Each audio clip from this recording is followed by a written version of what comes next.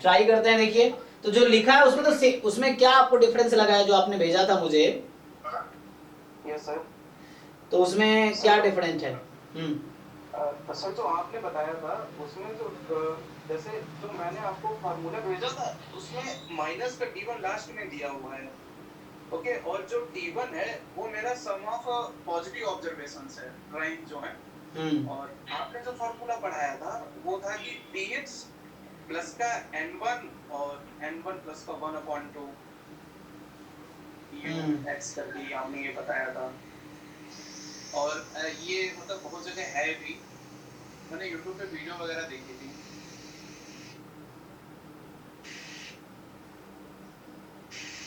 ये जो मैंने आपको फोटो भेजी थी इसमें N1 N2 दोनों ऑब्जर्व जो सैंपल साइज थे कंसीडर किए गए थे। और जो आपने बताया था उसमें सिर्फ एक ही सैंपल साइज कंसीडर किया गया था। इसमें जो आपका दोनों में जो स्टेप बाय स्टेप 3 में क्या कर रहा है, U1 U2 तो सेम ही डिफाइंड है ना? Yes sir. U1 और U2 दोनों में तो सेम ही, यहाँ U दे रखा है -T और वहां क्या कर रखा है, U1 U2 डिफाइन कर रखा है। हाँ तो मतलब यूज तो वही कर रहा है वो। उसमें इनिशियली जो एक्सप्रेशन है UI का double summation phi xi y से, उसी को बाद में डिराइव करेगा तो इसके इक्वल आएगा। तो फिर से आप बोले तो सर हाँ ये सर ये वाला केस तो सर ये ट्रिकीज में था, तो इन्होंने बताया कि अगर सैंपल साइज हमारा 9 से कम हो तो ये xi लेस देन वाला y वाला यूज करेंगे, और 9 से 20 के बीच में है तो फिर हम जो नॉर्मल केस होता है वो यूज करते हैं, जिसमें u को U1 U2 निकाल के उसका मिनिमम जो होता है वो मिनी टेस्ट स्टैटिस्टिक होती है। तो ये ट्रिकीज में ऐसे दिया हुआ था। यस। और इन जनरल क्या होता है कि नॉर्मली लोग सैंपल साइज और लार्ज सैंपल साइज दो ही लेते हैं। जो छोटा सैंपल होता है उसके लिए ये वाला u equal to minimum of ux और uy, और लार्ज सैंपल के लिए नॉर्मली अप्रोक्सीमेट करा देते हैं। हाँ ऐसा। तो मुझे ये दोनों जो चीजें लिखी हैं टेस्ट स्टैटिस्टिक्स से कॉमन ही है दोनों में ना?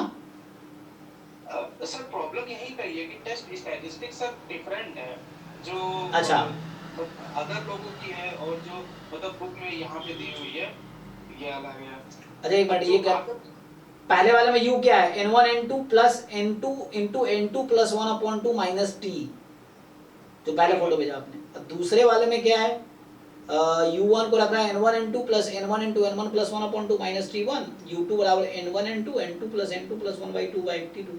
तो u2 तो वही है जो पहले लिखा हुआ है। ये सर ये तो सैंपल उसके लिए डिफाइन कर रहा है।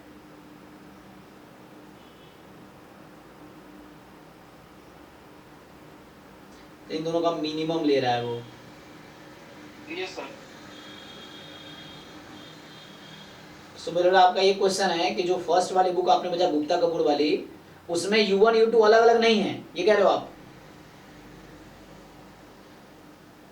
जो नहीं सर। हाँ क्या कहना चाह रहे हो, मैं समझ नहीं आ रहा। हाँ तो मैं अभी ग्रुप पे भेज रहा हूँ। ठीक है। अच्छा वो डिस्कस करेंगे। एक डाउट है तो बता देता हूँ जैम वाले का। हाँ जी प्रीतिका, आपका एक डाउट है ना? Yes sir. क्या है इसमें, बताइए क्या डाउट है?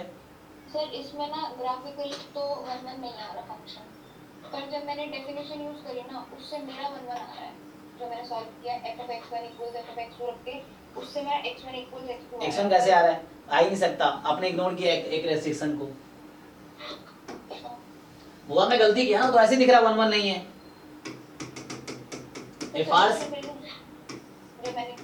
fx है x² minus 8/x² plus 2। So f of 1 और f ऑफ -1 क्या आएगा, सेम आएगा कि नहीं आएगा? f1 निकालिए और f-1 निकालिए, सेम आएगा डिफरेंट आएगा? सेम आएगा। तो 1 1 कैसे है? सेम आएगा। तो 1 1 हो सकता है ये? जनरल में होता है ना, मैंने उसे यूज करके निकाला था। मतलब आप ये कह रहे हैं कि आपने ऐसे सॉल्व किया, fx1 बराबर fx2। Yes sir. हाँ तो इससे क्या आ गया? इससे ना मेरा x1 = x2 आ गया। नहीं ये तो आएगा, साथ में एक और कंडीशन आएगा, ये तो आया होगा, प्लस साथ में एक और कंडीशन आया होगा। कंडीशन आई थी x1 x1 square equals x2 square. जी, तो उसका मतलब क्या होगा? हाँ, x1 square is equal to x2 square कब होगा? स्क्वायर आप कैंसिल कर सकते हो। फिर मैंने दोनों साइड स्क्वायर रूट ले लिया था। ठीक है, स्क्वायर रूट ले लीजिए। सो मॉड x1 बराबर मॉड x2। अच्छा, मैंने लोगों को पढ़ाए थे ना आप लोगों को कि x स्क्वायर का रूट x नहीं होता है, x स्क्वायर का रूट मॉड x होता है। तो यहाँ मॉड x है, तो यहाँ से आपने एक कंडीशन इग्नोर कर दिया ना, x1 can be plus minus x2 and this is not the requirement. Requirement था कि ओनली आना चाहिए x1 बराबर x2, जो कि नहीं आएगा, प्लस माइनस x2 आ रहा, that's why it is not 1 1।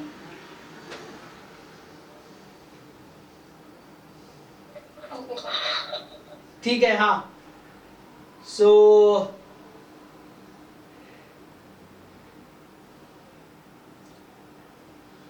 अच्छा, ये वाला तो ये तो मैंने लिखाए थे स्मॉल सैंपल साइज के लिए। हाँ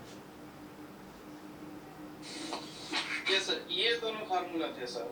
हाँ एक में मैंने सर के किया हुआ है, ये डाउट है सर, टेस्ट स्टैटिस्टिक चेंज हो रही है। जी जी जी, एक्चुअली ये जो मैंने लिखे हुए मैंने किसी बुक से ही लिखाए हैं। तो मिनिमम यूएक्स यूआई, जहाँ पे यूएक्स यूआई है, तो ये तो मान ये जो आपने बताया है YouTube पे बहुत सारे लोगों ने इस मेथड से भी सॉल्व किया हुआ है। हाँ यस सर, इसीलिए मैं कंफ्यूज हूँ कि सब ये क्लियर नहीं हो पा रहा है। तो दो अलग अलग सैंपल है n1 n2 साइज का। तो एक यूएक्स निकाला पहले सैंपल के लिए, यूआई निकाला दूसरे सैंपल के लिए, है ना, मैंने जो बता रखे उसमें यूएक्स यूआई निकाला एंड देन उसके बाद हमने उसका मिनिमम लिया तो यू आ गया, तो ये उसके लिए। और यहाँ इन्होंने क्या किया है, तो पढ़ना पड़ेगा इन्होंने शुरू से क्या किया है। u1 n1 n2 यहाँ मिक्स कर दिया इन्होंने। देन और सर t1 भी जो था, जैसे हम लोगों ने tx निकाला था वही था, कि जिसका हमारा जो पॉजिटिव आया था उसका रैंक का सम था t1 और t2 नेगेटिव रैंक्स का। ओके, तो आप ये कहना चाह रहे हैं, मुझे देखना पड़ेगा फिर मैं। सो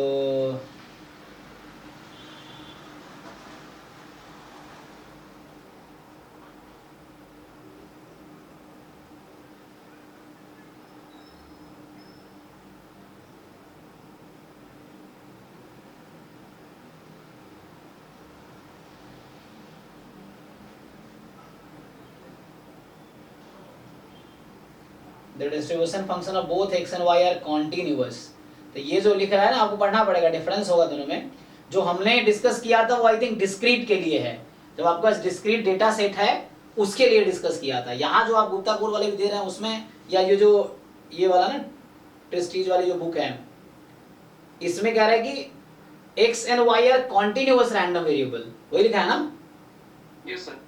So this assumption avoid by the chance of any type, तो उस केस में इन्होंने ये डिफाइन किया है।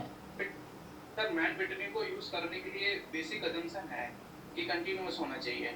हाँ, लेकिन आपको डेटा पॉइंट दे रखा होता है, डेटा पॉइंट के लिए कैसे चेक करते हैं आप? सर सिंपली सबसे पहले रैंक फाइंड करते हैं और दोनों का रैंक को कंबाइंड रैंक निकाल के फिर अलग-अलग सेपरेट करके रैंक को ऐड कर लेते हैं दोनों का अलग-अलग। और उसके बाद जो भी मिनिमम आता है उसी को टेस्ट स्टैटिस्टिक बोल देते हैं। ओके, तो ये प्रॉब्लम वाला मुझे खुद भी देखना पड़ेगा। ऐसा है तो अलग अलग तो नहीं होगा, ऐसा नहीं दो बुक में अलग अलग स्टैटिस्टिक बनाएगा, वो कहीं ना कहीं रिलेटेड होंगे या कहीं ना कहीं डिफरेंट सिचुएशन होगा जो मुझे भी समझ नहीं आ रहा है, ये हो सकता है। यस सर, हो सकता है सर, मैं भी नहीं समझ पा रहा हूँ इसीलिए सर हाँ कोई दिक्कत नहीं, उससे मुझे भी सीखने को मिलेगा। तो हाँ कहीं ना कहीं डिफरेंस तो है, ऐसा नहीं कि दो अलग अलग बुक में अलग अलग थ्योरी लिखी होगी, तो रिलेशन होगा या अलग अलग रेस्ट्रिक्शंस के साथ होगा। अच्छा, एक ही क्वेश्चन को दोनों मेथड सॉल्व कीजिए आप, सेम आंसर आता है अलग आंसर आता है। एक कॉमन क्वेश्चन उठाइए और दोनों में सॉल्व एग्जांपल होंगे दोनों बुक में। तो एक क्वेश्चन मान लो, इसके एग्जांपल उठाओ दोनों तरीके से सॉल्व करो, उसके भी एग्जांपल उठाओ दोनों तरीके से सॉल्व करो, फिर देखो क्या डिफरेंस आ रहा है, ये देख सकते हो। तो ये बैठ के थोड़ा एनालिसिस करना पड़ेगा, कंक्लूजन आ जाएगा। आपने प्रॉब्लम सही पकड़ा है, क्योंकि जब तक आप डिस्कस नहीं करेंगे, जब तक मार्केट में प्रॉब्लम नहीं आएगी, सोल्यूशन कहाँ से मिलेगा? तो आपने वो प्रॉब्लम ढूंढा है, तब सोल्यूशन या तो आपको ढूंढेंगे या मैं ढूंढूंगा, ये चीज़ है। मिल जाएगा सर। मैं सर इस टाइम क्वेश्चन को दोनों के थ्रू सॉल्व करके मैं अगर क्लैरिटी मिल गई तो मैं आपको बता दूंगा। हाँ हाँ बिल्कुल, मुझे भी थोड़ा पता चलेगा क्या कैसे है, क्योंकि अभी हायर लेवल की जो नेट गेट लेवल की चीज़ें हैं जो आउट ऑफ गेट और जैम सिलेबस है, वो अभी मुझे खुद भी बहुत सीखने की ज़रूरत है, तो धीरे धीरे मैं सीख ही रहा हूँ। सर ये कौन सा क्वेश्चन है?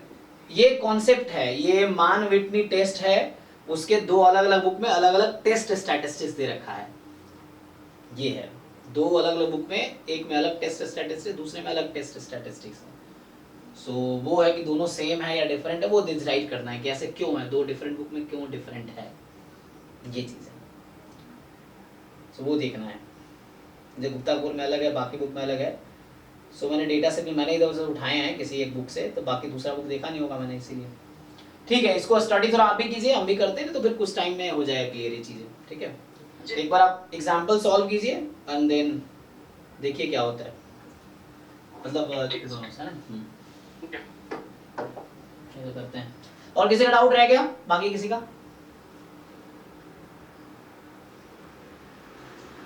तो डिस्कस नहीं करना डाउट अब? चलो फिर ठीक है, फिर यहीं स्टॉप कर देगा, डाउट नहीं है तो थैंक यू। एक क्वेश्चन है। हाँ बताइए, क्या नाम है इसका, एक मिनट, बोलो क्वेश्चन क्या है आपका? सर ग्रुप में भेज रहे हैं। हाँ भेजिए। Student discussion.